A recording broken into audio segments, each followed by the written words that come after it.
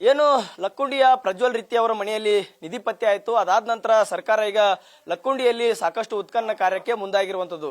ಅದರಲ್ಲಿ ಪ್ರಮುಖವಾಗಿ ಈಗ ಲಕ್ಕುಂಡಿಯ ಸುಮಾರು 16 ದೇವಸ್ಥಾನಗಳನ್ನ ಏನು ಅಭಿವೃದ್ಧಿ ಪಡಿಸಲು ಏನು ಸರ್ಕಾರ ಪುರಾತತ್ವ ಇಲಾಖೆ ಮುಂದಾಗಿದೆ.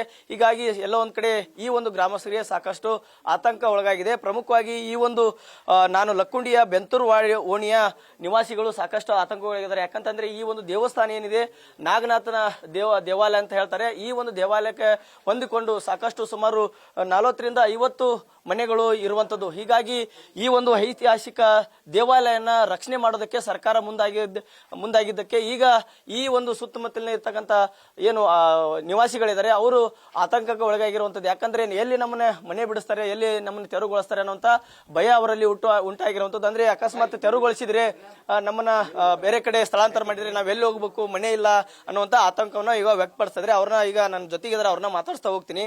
ಸರ್, ಯಾವ ರೀತಿ ನಿಮ್ಗೆ ಭಯ ಆಗ್ತಾ ಇದೆ? ಸರ್ಕಾರ ಏನಾದ್ರೂ ನಿಮ್ಗೆ ತಿಳುವಳಿಕೆ ಹೇಳಿದ್ಯಾ? ಏನು ನಮಗೆ ಇದುವರೆಗೆ ಏನೇ ಯಾವ ತಿಳುವಳಿಕೆನೇ ಇಲ್ಲ. ಆದ್ರೆ ನಮಗ ಭಯ ಆಗೈತಿ. ಯಾಕಂದ್ರೆ ನಿಧಿ ಸಿಕ್ಕೈತಿ ಅಂತ ಹೇಳಿ ಈಗಾಗಲೇ ಉತ್ಖನನ ಕಾರ್ಯ ಚಲೋ ಆಗಿಬಿಟ್ಟೈತಿ. ಹಾಗಾಗಿ ನಮ್ಮ ಮನಿ ದೇವಸ್ಥಾನಕ್ಕೆ ಹತ್ತಿಕೊಂಡು ಹತ್ತಿರ ಅದಾವು.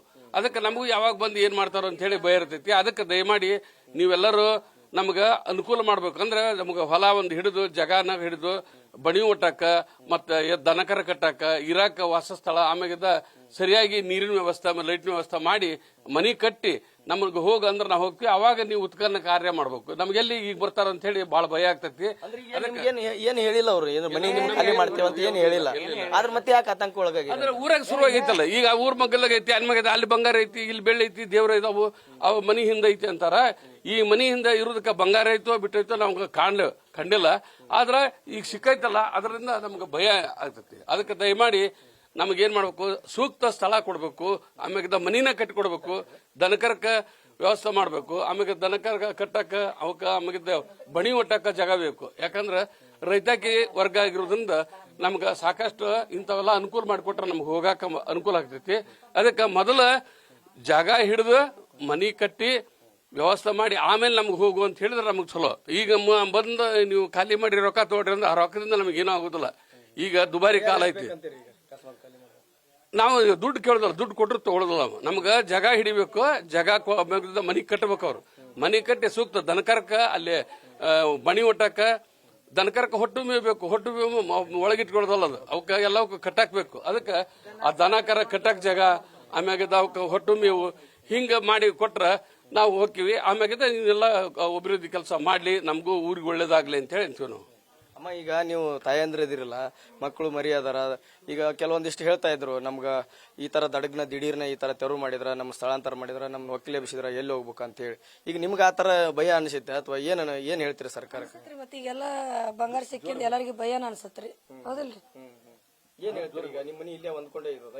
ಇಲ್ಲೇ ಇದಾರಿ ನಮ್ಮ ಮನಿ, ಇದ ಮನಿ ರೀ ನಮ್ದು. ಬಾಜುನ್ರಿ, ಇದ ಮನಿ ರೀ ನಮ್ದು. ಏನ್ರಿ ಇಲ್ಲಿ ಬಾಳ ವರ್ಷ ಆತ್ರಿ. ನಾವು 5-6 ತಲಿ ಕಂಡವ್ರಿ. ನೀವು ಈಗ ನೀವು ಸಣ್ಣವರಿದ್ದಾಗಿಂದ ಈ ದೇವಸ್ಥಾನ ಇತ್ತು, ಅದ್ರ ಪಕ್ಕದೊಳಗ ಮನಿ ಕಟ್ಟಿಸ್ಕೊಂಡಿದ್ರಿ ಹೆಂಗ್ರಿ? ನಮ್ಮ ಅಪ್ಪರ ಓವರ್ ಇದ್ದಾಗ ಹಿಡ್ದಾರಿ ಇವ್ನ. ಈಗ 2-3 ತಲಿಗೊಂಡಾರ. ಈಗಿನ ಅಲ್ರಿ ಇವು, ಹಿಂದ ಹಳೆ ಎಸ್ ಮಂದಿ ಇದಾಗ್ಯಾರ ಏನ್ರಿ ನಮಗೂ ಗೊತ್ತಿಲ್ಲ. ನಾವು ಮತ್ತೆ ಬಂದಾರ ಈಗ ಶಸ್ತ್ರ ಆಗಿ ಬಂದೀವಿ ನಾವು.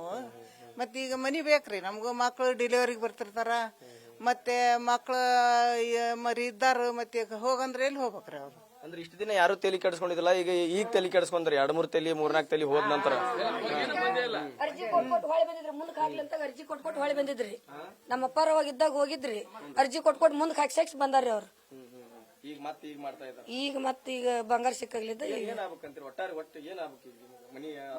ನಮಗ್ ಮನಿನ ಆಗ್ಬೇಕ್ರಿ.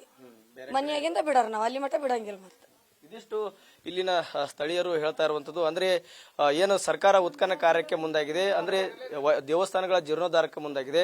ಅಕಸ್ಮಾತ್ ಅಕ್ಕಪಕ್ಕದಲ್ಲಿ ಇರ್ತಕ್ಕಂಥ ಮನೆಗಳನ್ನ ಸ್ಥಳಾಂತರ ಮಾಡೋದಾದ್ರೆ, ತೆರವುಗೊಳಿಸೋದಾದ್ರೆ ಮೊದಲು ನಮಗೆ ಏನು ಮನೆ ಕಟ್ಟಿಸ್ಕೊಳ್ಳೋದಾಗಿರ್ಬೋದು, ಮೂಲಭೂತ ಸೌಕರ್ಯಗಳನ್ನು ಒದಗಿಸ್ಕೊಳ್ಳೋದಾಗಿರ್ಬೋದು, ಅದೆಲ್ಲ ಪರಿಹಾರ ಕೊಟ್ಟ ನಂತರ ನಾವು ಹೋಗ್ತೀವಿ. ಇಲ್ದಿದ್ರೆ